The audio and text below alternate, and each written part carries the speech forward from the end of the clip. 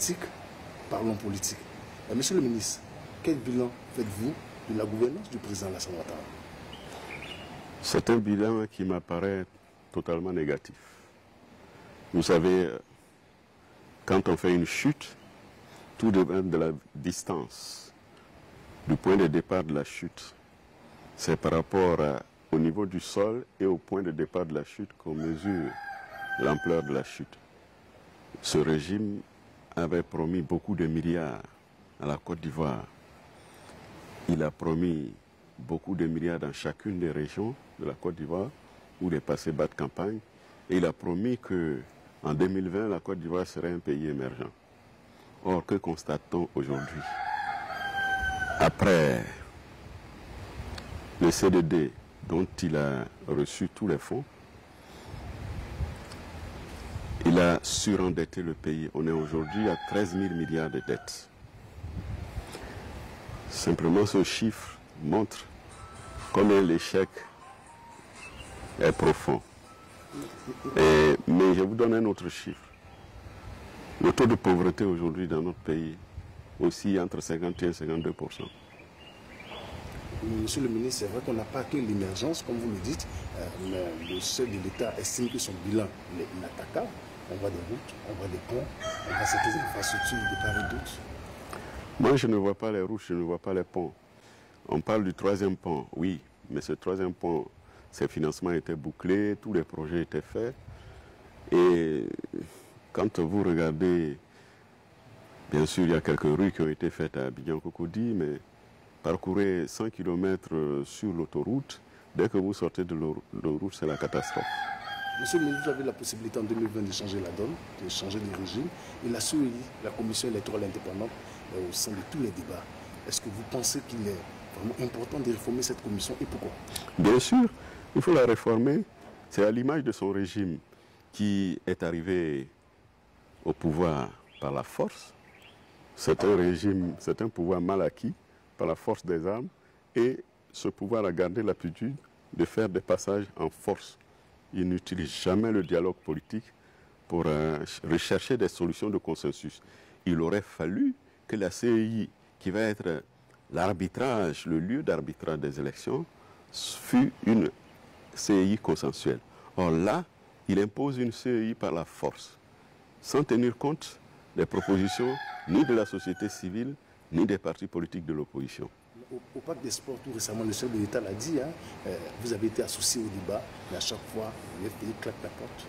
Et il a même dit vous avez peur d'aller aux élections, c'est pourquoi? Ce régime a habitué les Ivoiriens à tordre le cou à la vérité. Chaque fois qu'il s'est agi d'informer les Ivoiriens, on informe toujours à l'envers. La CEI qui est en place et que tout le monde voit, c'est une CEI qui est contestée. Pourquoi? Parce que ça n'a pas fait l'objet de larges discussions, de larges dialogues. Et il n'y a pas que les partis de l'opposition ivoirienne qui brocardent cette CEI. Nous avons vu que le gouvernement ivoirien a été condamné dans les instances de l'Union africaine parce que cette CEI n'est pas conforme aux normes internationales, aux engagements de la Côte d'Ivoire. Donc on a demandé à la Côte d'Ivoire de reprendre la discussion avec son opposition pour mettre en place une CEI qui est véritablement fiable, qui inspire confiance et qui est consensuelle. Monsieur le ministre, sans une CEI consensuelle, vous craignez une crise? Bien sûr que ce qui nous a emmenés dans la crise en 2011, c'est des élections contestées, des élections dont les résultats sont contestés. C'est pourquoi il était important de tirer toutes les leçons de cette crise pour repartir sur de bonnes bases, des bases solides. La CDVR que lui-même a mise en place a fait un rapport. Ce rapport est resté dans les tiroirs. On n'en a pas tiré toutes les conséquences. Et aujourd'hui, nous nous retrouvons exactement dans les mêmes tensions qu'en 2010. Il est évident que les mêmes causes produisant les mêmes effets, il y a à craindre une nouvelle crise post-électorale. Sinon, le FPI n'a pas peur d'aller aux élections, comme le dit le chef de l'État. Mais nous sommes un parti solide, un parti solidement implanté, populaire. Nous avons tout notre électorat. Nous n'avons peur de rien. C'est nous qui voulons les élections.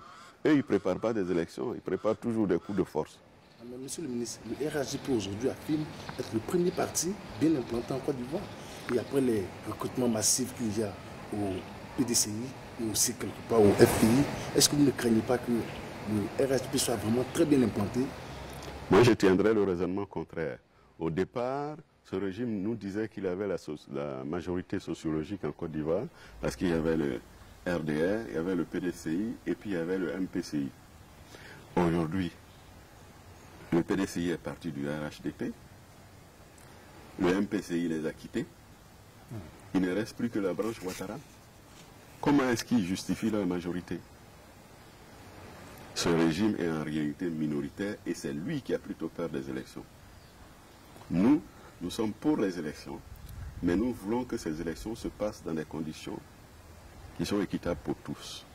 Monsieur le ministre, on a l'impression aussi que le FPI a peur parfois d'investir la rue parce qu'à plusieurs reprises, vous avez annoncé des actions d'envergure, mais les militants sont restés impatients et pour finir ces lettres mortes. Est-ce qu'aujourd'hui vous avez peur de prendre la rue? Vous voyez que nous sommes dans un régime de gouvernance armée.